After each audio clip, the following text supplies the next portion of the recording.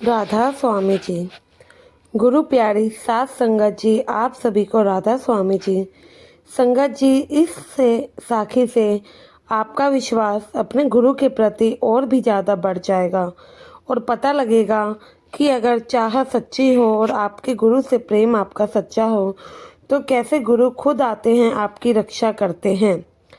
संगत जी, एक बार की बात है, 10 से 12 दोस्त ठंड के समय पहाड़ी एरिया में घूमने गए हुए थे और जाते हुए पहाड़ों की चढ़ाई कर रहे थे। चढ़ाई करते करते बहुत ज़्यादा उन्हें थकान हो गई और जैसे कि मैंने बताया, ठंड का समय था और रात भी होती जा रही थी, लेकिन वो ट्रैकिंग कर रहे थे और चढ़ाई पहाड़ों की ज़्यादा ही बड़ी थी जो कि ख़त्म नहीं हो रही थी। तो लेकिन वो लोग बहुत ज़्यादा थक गए थे।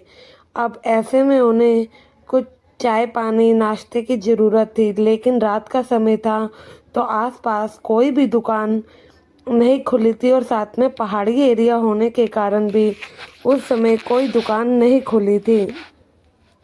दुकान की तलाश करते गए और पहाड़ों की ओर आगे की तरफ चढ़ाई करते गए, लेकिन जैसे कि मैंने बताया, चढ़ाई करते करते अब उनकी हिम्मत टूट सी रही थी, लेकिन आसपास उन्हें कोई भी दुकान दिखाई नहीं दे रही थी। आगे चलते चलते उन्हें रास्ते में एक दुकान दिखाई देती है, लेकिन वह भी बंद मिलती है। जैसे कि ठंड बहुत थी और वो सभी लोग थक भी चुके थे, तो उन लोगों ने दुकान का ताला तोड़ने का प्लान बनाया और सभी ने मिलकर दुकान का ताला बड़े ही आराम से तोड़ दिया, क्योंकि वह छोटा सा खोखा सा था जो कि चाय की दुकान थी। और उस दुकान में जैसे कि उन्होंने ताला खोला और उस दुकान में उन्हें खाने का सारा सामान, चाय बनाने का सामान सारा ही मिल जाता है, जिसे देखकर उनमें थोड़ी हिम्मत आती है। सारे दोस्त चाय पीकर और पेट भर खाकर वहीं पे थोड़ा आराम कर लेते हैं और थोड़ी समय में आगे बढ़ने की हिम्मत जुटाते हैं।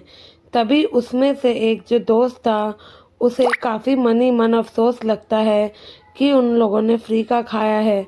इस चीज़ के बारे में वो सोचता है और उसे बिल्कुल भी अच्छा नहीं लगता।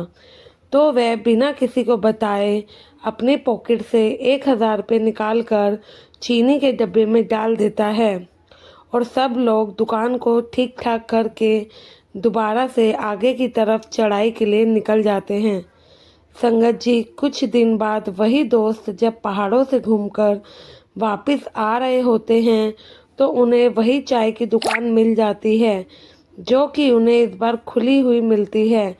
तो वो सभी दोस्त वहाँ पर चाय पीने बैठ जाते हैं और दुकान वाले अंकल जी से इधर उधर की बातें करते हैं, पूछने लगते हैं कि आप कब से दुकान चला रहे हो, और मतलब कि इधर उधर की बातें अंकल जी से करने लगते हैं। लेकिन अंकल जी बातें करते करते मुंह में थोड़ा थोड़ा कुछ बोल भी रहे थे। ऐसे में वो उनमें से एक दोस्त देख लेता है और वह उनसे पूछता, अंकल जी आप अपने ही मन में क्या बोल रहे हैं? तो वह बोलते हैं कि मैं तो अपने रब का शुक्रिया अदा करता हूँ। तो उनमें से एक दोस्त कहता है, अंकल जी ऐसा कुछ नहीं है, अगर आप भगवान में यकीन रखते हैं तो हम बता दें, भगवान नहीं होते हैं। तो जैसे कि अंकल जी बुज़ुर्ग थे तो वो कहते हैं, नहीं भगवान होते हैं, मैंने उन्हें खुद देखा है। तो यह सुनकर सभी दोस्त सीरियस हो जाते हैं और अंकल से पूछते हैं, जी हमें भी बताइए अंकल, आप ऐसा कैसे कह सकते हैं कि आपने भगवान जी को देखा है? क्या सच में आपने भगवान जी को देखा है? हमें भी देखना है। तो अंकल अपनी आप बीती सुनाते हैं, कहते हैं, बेटा थोड़े दिन पहले की बात है, मेरे बेटे की तबीयत बहुत ख़राब थी। उसके इलाज के लिए मेरे पे बिल्कुल पैसा नहीं था। मैंने अपने रिश्तेदारों, अपने करीबी दोस्तों सबसे मदद मांगी, दवाई के लिए 1 रुपया नहीं था हाथ में, लेकिन इस गरीब की किसी ने भी मदद नहीं की और उसके इलाज के लिए पैसे नहीं दिए। बहुत हिम्मत हार गया मैंने हर जगह मांगा, लेकिन मुझे नहीं मिला। मुझ में उम्मीद ही नहीं थी कि मेरा बेटा ज़िंदा बच पाएगा। मैं अगले दिन जब दुकान पे आया तो दुकान का ताला टूटा हुआ देखा, जो कि मेरा कमाई का एक ही ज़रिया था, वो भी ख़त्म होता हुआ मुझे दिखाई दे रहा था। लेकिन जैसे ही मैं दुकान में जाता हूँ, देखता हूँ सारा सामान वैसे का वैसे ही है और अपना काम शुरू करने लगता हूँ, तभी मैं पाता हूँ कि चीनी के डब्बे पे वहाँ पर भगवान जी ने 1000 रुपया रखा था, जो कि मैं तुरंत अपने बेटे के इलाज के लिए लेकर गया और उसका आगे का इलाज कराया। उस दिन भगवान जी ना आते और वो पैसे ना रखते तो शायद ही मेरा बेटा जिंदा बच पाता। तो बताओ मैं कैसे मान लूँ भगवान नहीं होते। उस दिन भगवान ने ही तो मेरी आके मदद करी। तो सभी दोस्त अपने उस दोस्त को बड़ी विनम्रता और आशा भरी नज़रों से देखकर उसका आंखों ही आंखों में आभार व्यक्त करते हैं। यह घटना बताते हुए अंकल जी रो पड़ते हैं और बड़बड़ाने लगते हैं। तभी वह लड़का उठकर अंकल जी को चुप करवाता है और कहता है, अंकल आपके हाथ की चाय हमें बहुत अच्छी लगी, आप रोइए मत, अगर वो पैसे वहाँ थे तो वो आपकी मेहनत के ही थे।